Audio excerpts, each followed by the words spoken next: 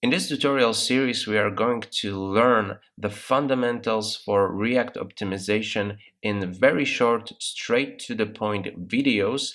And all the videos are going to be based on the post that I published on my Instagram account. We will start from React memo, then we are going to jump into use callback hook, and finally we are going to cover the use memo hook. So if you are looking for code snippets, they are available on my Instagram account. If you would like to code along, then let's get started.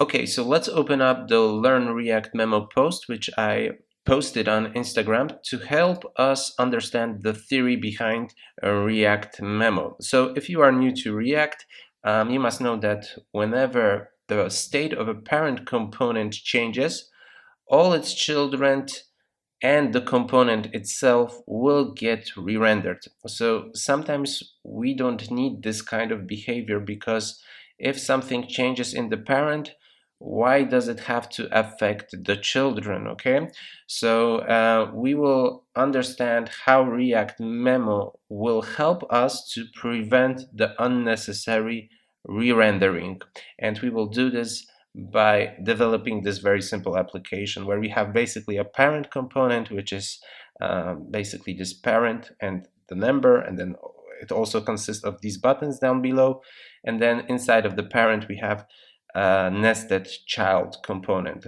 So yeah, let's now jump into Visual Studio Code to start coding.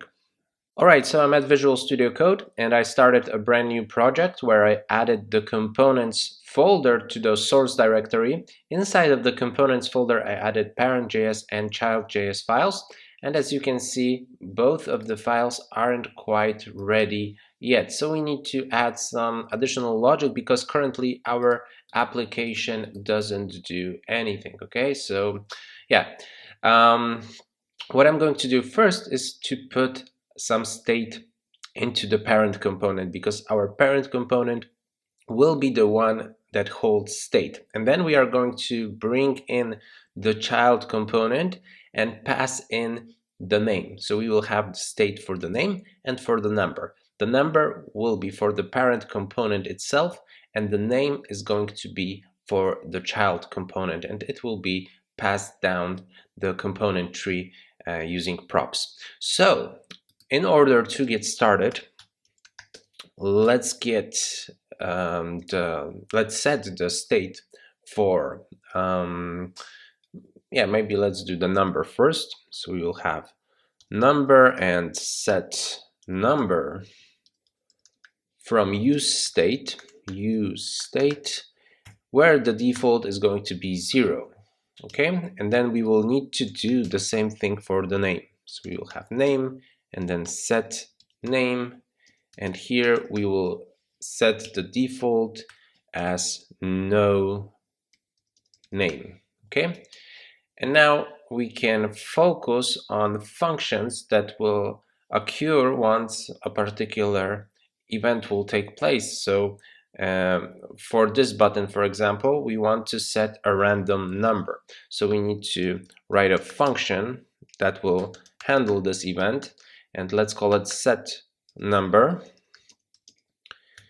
And let's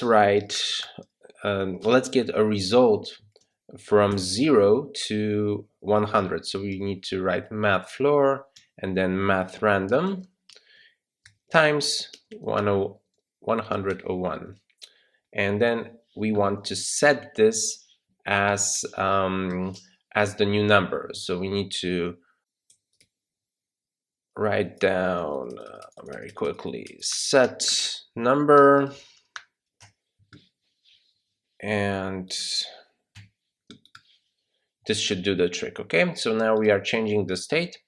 Once we click handle set number, we will most likely get a new number. We will change the state, and because of that we are going to re-render the component. Our component will get refreshed. And let's do a similar thing for the name. So over here we will have handle set name, and here we need to pass in a name, so we are going to pass either Luke or Leia. So here it's going to be more easy. We just need to write set name and then pass in the name. Okay, and then over here we have to use this arrow function syntax. We can't do it, we can't pass the function as a reference like over here. We need to use this arrow function and handle set name and pass in the name over here. So in this particular example, we are passing Luke, and then here we are going to pass in Leia. Yes, handle set name, and then we can place in Leia. Just like this, so we can actually now go ahead and save this. Let's see if this works. So we have a component re-rendered. Okay, every time we click on set name and set name as Luke or set name as Leia, and then if we press set random number, it gets re-rendered as well. We don't see the number because we actually need to place it over here as well. So right now we have the number 50, 85, 49. So basically every time we change the state, our parent component gets re-rendered. All right, so let's bring in the child component. Okay, so okay, I want to do an auto import child like this. Okay, it's imported. So I'm going to save this, and let's take a look at the child component very quickly. It only has basically hello world from child, and over here we have the h3 child with the name. So right now our application looks a little bit differently, but let's set a new random number. And now we have a new number. However, we see hello from parent, hello from child. So let's refresh. We have initially hello world from parent, hello world from child. And as you can see right now, once we change the state, we have each time the parent component and the child component re-rendered. So let's also just go for a second to the parent component and pass down the name. So we want to do it like this. And then we can save the parent.js, and here we can pick up this property and we can place it over here.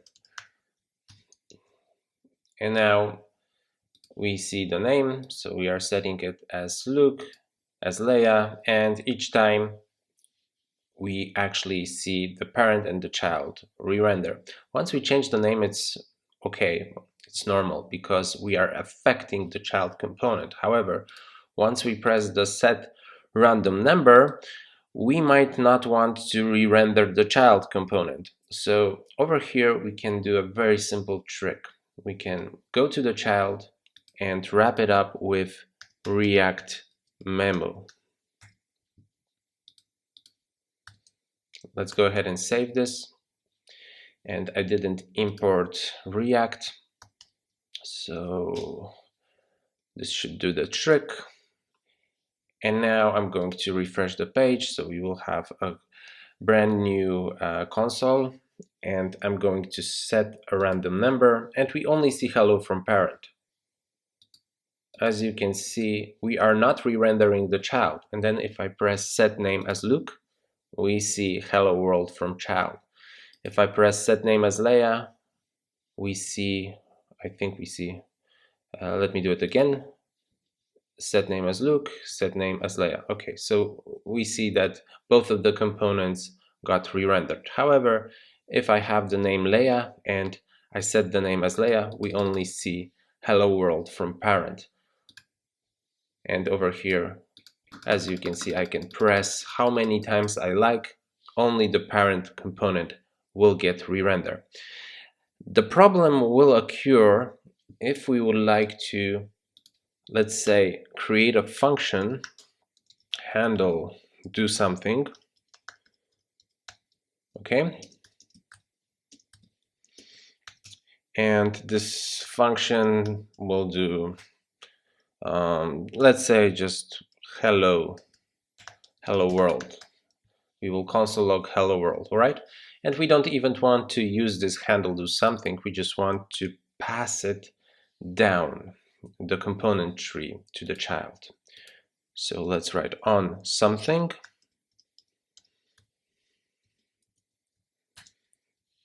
And I'm going to save this, and I'm going to hit refresh, and let's see what now happens. Both components get re-render again. So the solution with React Memo worked for just a few seconds until we made our example a little bit more complicated, and we decided to pass a function down to the child. And how to solve this problem we will explore in the next video, which will be related to use callback hook. I hope to see you guys over there.